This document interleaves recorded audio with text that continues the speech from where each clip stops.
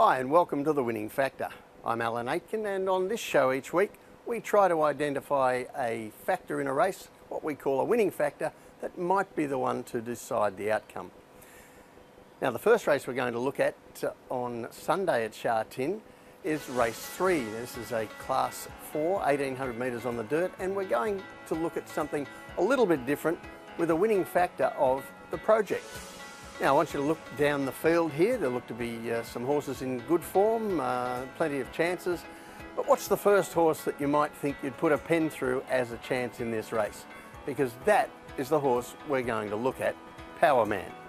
Now Power Man arrived with 11 starts in Australia for 3 wins and a rating of 70. Since then, he's had 12 starts in Hong Kong, hasn't finished closer than 9th in any of those races, and yet he could be the big improver in this race on Sunday. His rating in the meantime has dropped from 70 to 42, and there are a couple of things playing in his favour when we look at this race on Sunday. So why would anyone think Power Man is a winning chance in this race on Sunday? And we're going to show you a table now of his races, all of them here in Hong Kong, and his final 400 metre sectionals. And the first thing you notice is that they are almost exclusively short races, 1000 metres, 1200 metres, just the one run at a mile last season. And if you look down his sectionals, you'll see where they rank on the day over the total meeting and in the race in which he ran. And you can see also that he hasn't been going too badly on that score.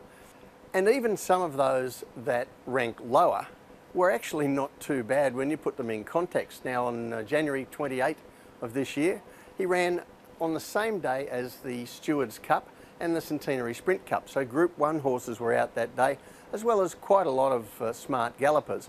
And although his final 400 metres there ranked 24th on the day, it was still faster than horses like 50-50, Rattan and Helene Paragon on the same day. So it was a lot better than that 24 ranking.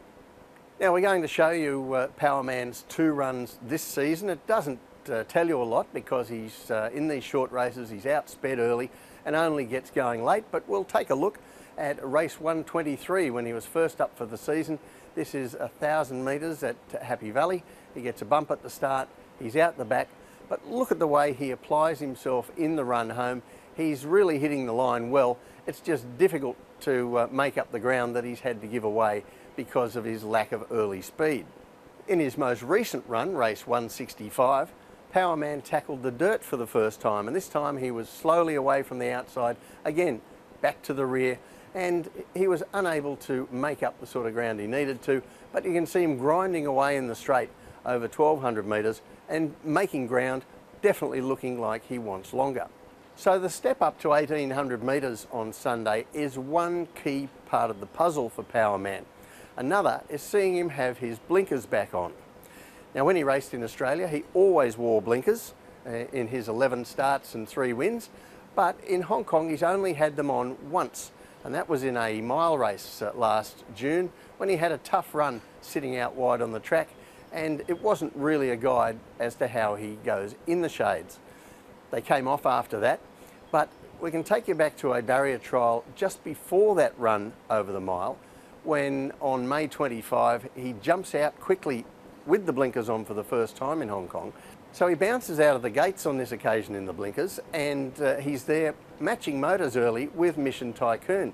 Now Mission Tycoon, very talented sort of sprinter, he came away and won that trial by more than 10 lengths, so Power Man was beaten quite away. But it did show that he may have a little more speed in his armoury than we've actually seen. So now let's put the puzzle together and tie it in a bow and show you what happened with Power Man the last time that he had 1800 metres and his blinkers on. And this was in Australia at the Gold Coast, where he charges home to run a good second in a race on Magic Millions Day. So the tip in race 3, Power Man, his winning factor, the project. It's always impressive when a plan comes together, and this looks to have been a plan by trainer Chris So for the past 12 months to come to a race like this and find Power Man in a winning position. There are other chances in the race. I'm by no means suggesting that he's a clear winner, but he does look a good gamble in a race that's going to suit him a lot better. The second race we're going to look at today is race 4, a sprint on the dirt for the Class 5 horses. And the winning factor here is the trainer. And the specific trainer that we're going to talk about is Jimmy Ting, and he is the trainer of Dragon Warrior in this race. Now, it's not exactly a news story to tell you how well Jimmy Ting is going in his first season as a trainer, but I thought we'd show you a few comparison figures with first season trainers who've done well in the past. So far, Ting has had 83 runners for 17 wins, and that's a little behind where Frankie Law was 12 months ago when his first 83 runners brought up 20 wins, but it edges Jimmy ahead of John Size, usually the benchmark for first season trainers. He had 16 winners from his first 83 runners when he started off in Hong Kong in 2001. So Ting is doing a great job of turning around the fortunes of some horses with often quite dubious past form. And the horse he's turned around that we're going to look at closely in this race is Dragon Warrior. Now, like all PPGs, he arrived here with a lot of hope and aspirations, and early on it certainly looked like he was going to live up to that. If we go back to one of his early races here he is on the dirt over Sunday's distance, hitting the line well for third to a couple of handy ones here in Grade 1 and Bond Elegance, both of whom have established themselves as good performers in Class 4 and maybe the bottom of Class 3. Now, soon after that run, things took a turn for the worse. Dragon Warrior bled. He had most of the next year off on the sidelines from racing, and when he did return last season, luck deserted him in a lot of runs, but he really didn't appear to be in quite the same form anyway. But like several others we've seen this season joining the Jimmy Ting stable, that has all changed again for Dragon Warrior, and he advertised that before his first up run for Ting when he barrier trialled back in October. And on this occasion he sits in behind the speed and then gets the better of Ka Ying Legend, a horse who is performing well in Class 3. So it was a pretty good guide to his prospects in Class 5. Now that set him up for a good first up run for Ting resuming in Class 5, and the punters knew all about it from that trial and backed him into a favourites price, but in the race luck deserted him.